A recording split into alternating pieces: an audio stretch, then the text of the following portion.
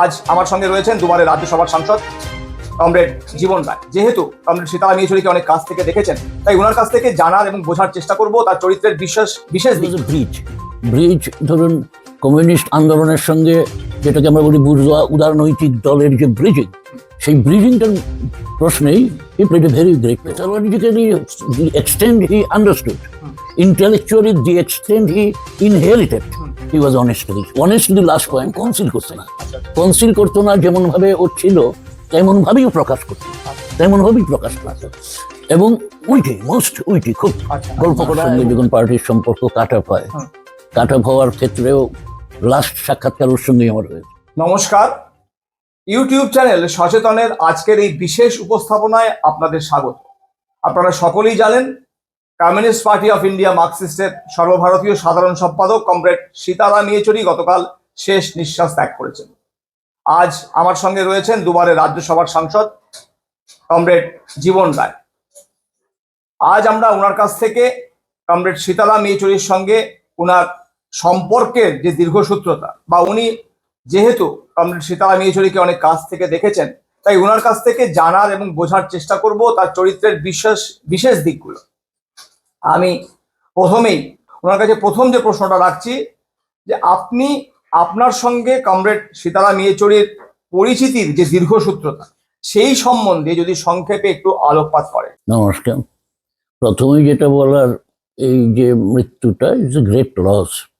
পার্টির পক্ষে তো বটেই, তার চাইতে বেশি ফর দি নেশন, দেশের পক্ষে হি ওয়াজ এ ব্রিজ ধরুন কমিউনিস্ট আন্দোলনের সঙ্গে যেটাকে আমরা বলি বুর্জোয়া উদারনৈতিক দলের যে ব্রিজিং, সেই ব্রিজিংটার প্রশ্নেই he played a very great role. এবং ওনার যে শিক্ষাগত দিক এবং যে টাইমটায় এসছেন কমিউনিস্ট মুভমেন্টের, ধরুন বয়সের দিক থেকেও আমার থেকে 14 বছরের ছোট, বলতে পারেন যে আন্দোলনের মধ্যে ঢোকারও গ্যাপটা সেখানে। আমরা যেটা এসছে এই মুভমেন্টে ডাইরেক্টলি সরাসরি এসছে, সেটা 60-এর দশকের একেবারে গোড়ার দিকে। ওরা এসছে, ওর বয়স হলো, ওরা এসছে 66-এর আগস্ট আন্দোলন, আমাদের দুর্গাপুরের আন্দোলন শেষ হওয়ার পরে। কিন্তু যখন এসছে, একটা বিশেষ যে শূন্যতা আমাদের কমিউনিস্ট মুভমেন্টের মধ্যে তৈরি হচ্ছিল, আমরা যাদের বলি যে আপনার পলিট ব্যুরোর যে 9 জন তারকা, তাদের বয়সের ডিক্লাইন হচ্ছে, ইরোড আউট হচ্ছে, আর তাদের হাতেই ছিল অভিজ্ঞতাটা। এবং ওরা যাওয়ার যে ক্ষণটায় এই গ্রুপটা এসছে, মূলত যেটা এসছে সেটা জেএনইউ থেকে প্রথম এসছে। জেএনইউ এর পরে প্রেসিডেন্সি, অন্যান্য জায়গা থেকে best of the boys available in our country তারা আসতে শুরু করেন। এবং তখন এরা হলো গিয়ে প্রকাশ, সীতারাম, এরা এসে যেহেতু দিল্লি বেস ছিলেন, যে গট দি সবচেয়ে ক্লোজেস্ট অ্যাসোসিয়েশন আমাদের যে ছিল হলো গিয়ে ফাউন্ডার লিডারশিপ। এবং সেই দিক থেকে পরিচিতিটা সেই দিক থেকেই ছিল, কিছুটা দূর থেকেই ছিল। ওরা হলো গিয়ে অনেক সময় ইনফ্লুয়েন্স হয়েছে। প্রকাশ যখন এখানে আসছিল, উনি বললেন যে হলো গিয়ে তোমাদের 66 সালের যখন আন্দোলন হয়, আমি তো তখন জেএনইউতে আছি, তখন হলো কি তোমাদের ব্যাপারে শুনেছি, এরকম একটা সুযোগ ছিল। তারপরে আমি 88-এ আমি চলে গেলাম দিল্লিতে। 88-এ চলে যাওয়ার পরে আরো ক্লোজলি, প্রায় 30 বছর আমি দিল্লিতে ছিলাম, আরো ক্লোজলি দেখেছি, তার শক্তিটাও বুঝেছি, স্ট্রেংথের দিকে, উইকনেসের দিকে, দুর্বলতার দিকে, সব দিক থেকেই বোঝার পরে একটা জিনিস আমার যেটা মনে হয়েছে, pathologically the extent he understood, intellectually the extent he inherited, he was honest to the last point. Secondly হলো কি, অনেকের মধ্যে নিজেকে একটু কনসিল করার হলো একটা ঝোঁক থাকে। ও কনসিল করতো না, যেমন ভাবে ও ছিল তেমন ভাবেই ও প্রকাশ করতো,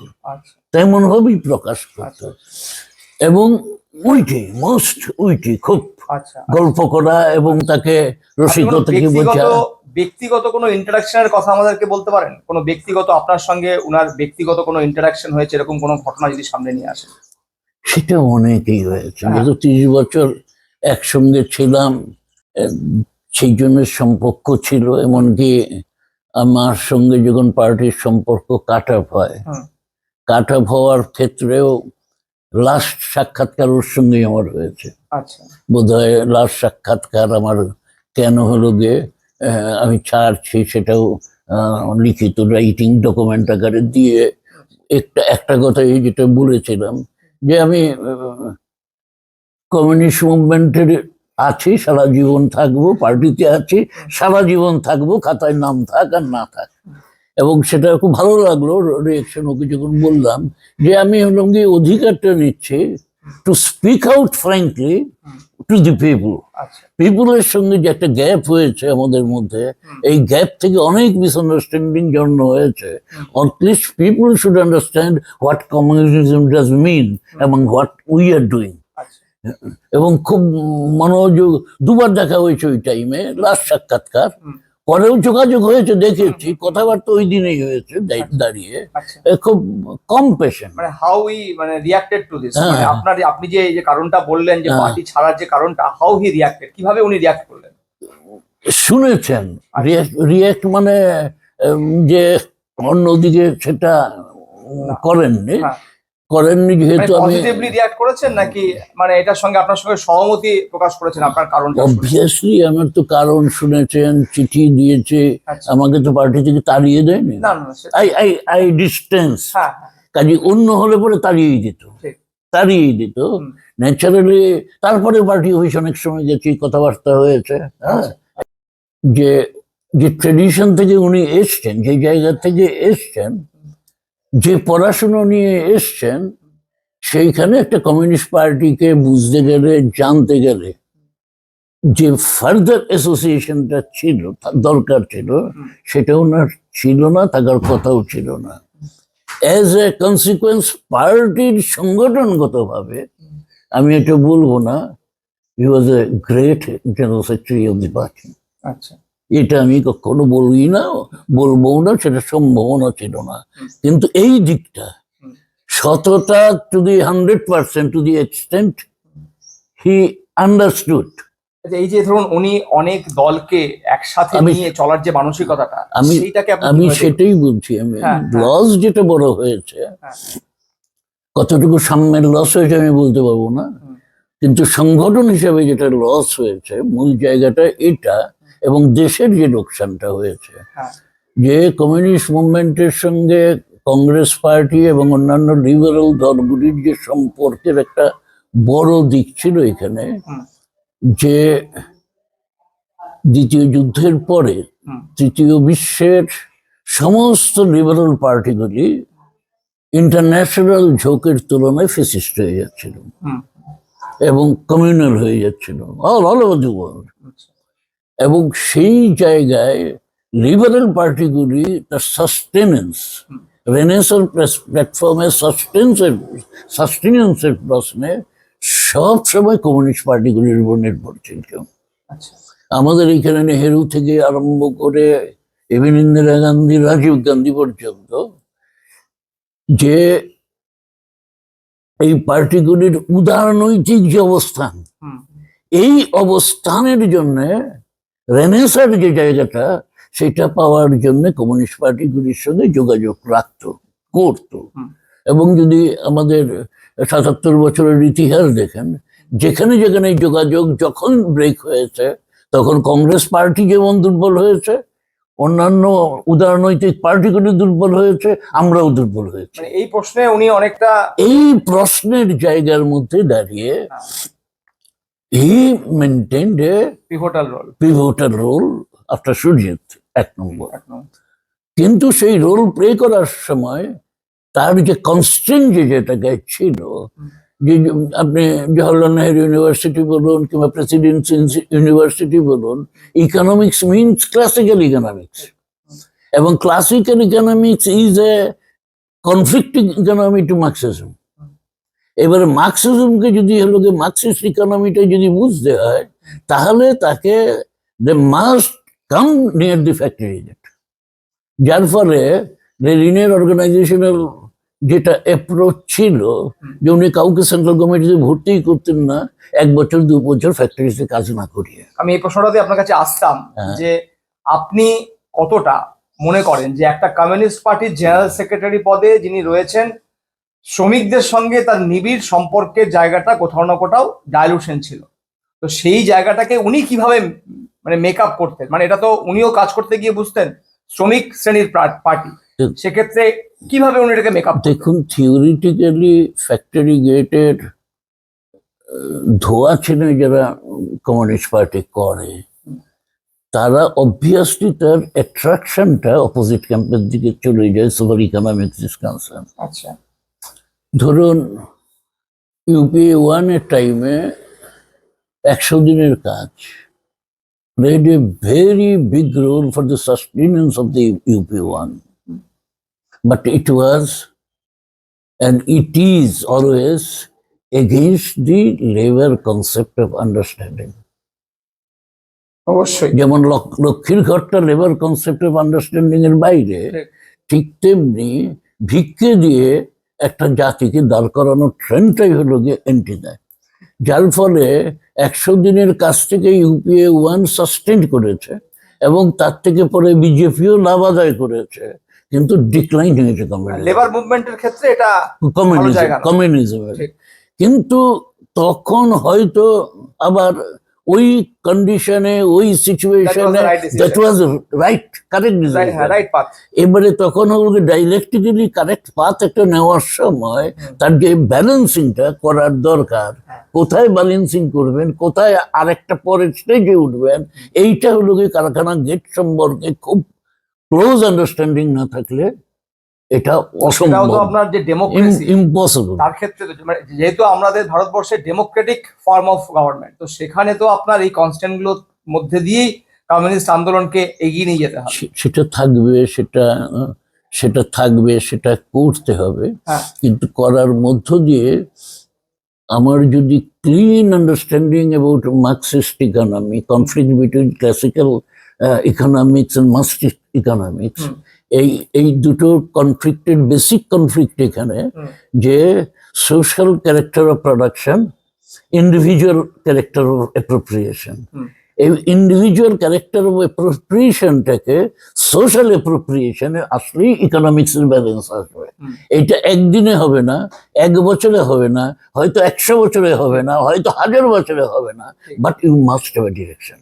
এবং সেই ডিরেকশনটা বুঝতে গেলে লেবারের রক্ত ঘামের সঙ্গে, গন্ধর সঙ্গে একাত্ম হতেই হবে, এবং 100%, নট 90%, 100% লয়ালিটি টু লেবার না থাকলে পরে যে বেসিক কনফ্লিক্ট বিটুইন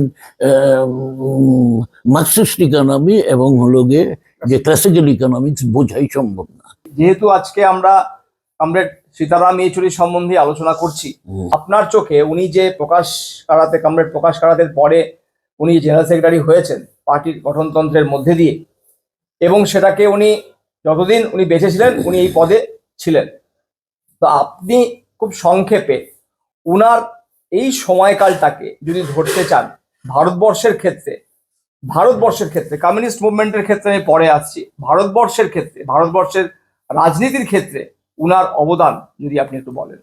ইনফ্যাক্ট প্রকাশের সঙ্গে একটু ব্রিচ হয়ে গেছিল প্রকাশের পিরিয়ডের সময় যে উদারবাদী রাজনৈতিক দলগুলির সঙ্গে, সেই ব্রিচিং এর মধ্যে আমার ধারণা একটা আল্ট্রা লেফট ঝোঁক হলো গিয়ে চলতে মধ্যে ছিল।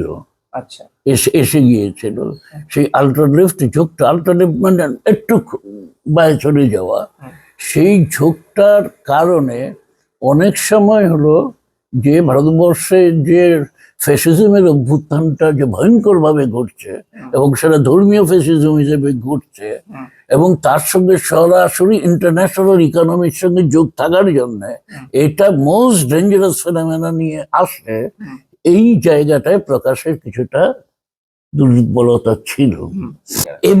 এবারে সীতারাম সেখান থেকে আবার কিছুটা সেট রাইট আচ্ছা, নিয়ে গেছে, set things on set right. Right নিয়ে গেছে। আচ্ছা। নিয়ে যাওয়ার সময় ইউপিএ টাইমে যে সম্পর্কটা আমাদের যে গভর্নমেন্ট করা সম্পর্কটা করা এবং কতগুলি দ্বারা ইভেন আমি মানি না মানি 100 দিনের কাজের কথাটা যেটা বললাম করে এটাকে ইউনিফাই করার ক্ষেত্রে যে পজিশনগুলি নিয়ে গেছিল, ইট ওয়াজ রাইট এবং ইট ওয়াজ কারেক্ট পজিশন। আচ্ছা। কিন্তু সেই কারেক্ট পজিশনটা আমরা ফাইনালি হলো গিয়ে কনসোলিডেট করতে পারলাম না। কিন্তু পারলাম না এই জন্যে owing to the inexperience about the labour movement এবং অর্গানাইজেশনের মুভমেন্টে। আচ্ছা। এবং সেই পিরিয়ডে লেবারের যে status in India gone decline, positive এবং নেগেটিভের এই জায়গায়।